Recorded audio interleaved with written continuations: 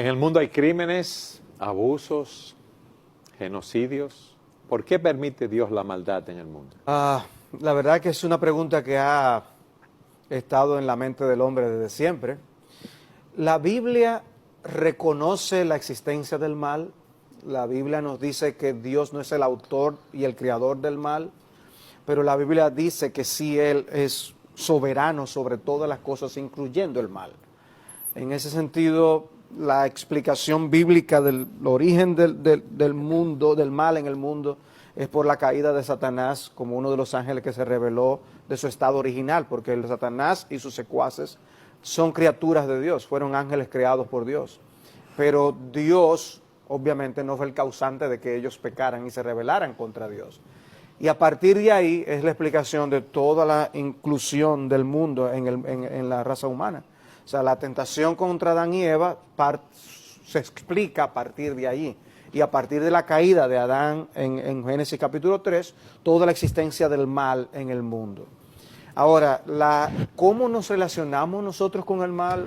¿Cómo nosotros explicamos el mal? ¿Cómo nos comportamos como cristianos ante la realidad del mal?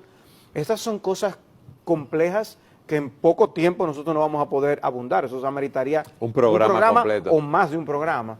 Pero al menos nosotros podemos decir que tal como el título de un libro, hay cosas malas que le ocurren a hombres buenos. O sea, nosotros estamos expuestos venimos ya con mal en nuestro corazón, como hombres pecadores por la caída, y que Dios es precisamente que ha trazado el plan de redención para rescatarnos del pecado y de sus consecuencias.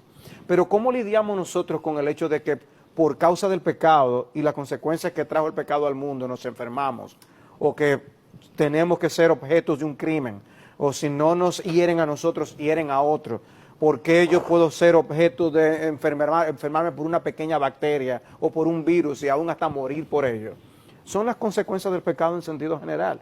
Hay cosas que nosotros no entendemos de qué tanto abomina Dios el mal y el pecado. Y que lo entenderemos más allá, como dice la canción. Mientras tanto, nosotros creemos que Dios usa aún las cosas malas que ocurren para traer muchos bienes, grandes bienes. Como hablamos del mayor bien que ha venido a la humanidad, que es la muerte de Jesucristo. El mayor pecado, el mayor crimen fue el que trajo el mayor bien a la humanidad, la salvación y la vida eterna en Cristo Jesús. Entonces Dios gobierna todas las cosas, pero creemos en la existencia del maligno, del diablo y del mal y de la tentación. Y nosotros creemos que nosotros podemos caer en tentación y podemos cometer grandes pecados contra Dios, pero también creemos que el mundo que Dios promete va a ser al final va a ser un mundo libre de la existencia del mal y de todo vestigio del pecado en su presencia. Y Amén. Eso es lo que nosotros anhelamos llegar algún día. Eso en pocas palabras, pero... No, está muy bien. La verdad es que... yo sé que tú quieres hacer un programa sobre este tema y lo vamos a planificar sí, para traer este tema más abundantemente, pero gracias por esa síntesis que tú hiciste de en todas esos maneras, pocos solamente minutos. ya se acabó el programa. Se acabó, pero di algo y no te preocupes, no te voy a Simplemente es esto, interrumpir. decir, yo no puedo creer en Dios porque existe el mal es una contradicción en sí misma, porque si Dios no existe, tampoco existe el mal. Las cosas simplemente son como son.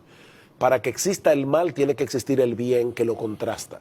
Y para que exista el bien tiene que haber un legislador universal que ponga las reglas del juego. Si no existe Dios, no existe tal legislador. Si no existe tal legislador, no existe el bien. Y si no existe el bien, no existe el mal. Así que decir, yo no puedo creer en Dios porque el mal existe es una soberbia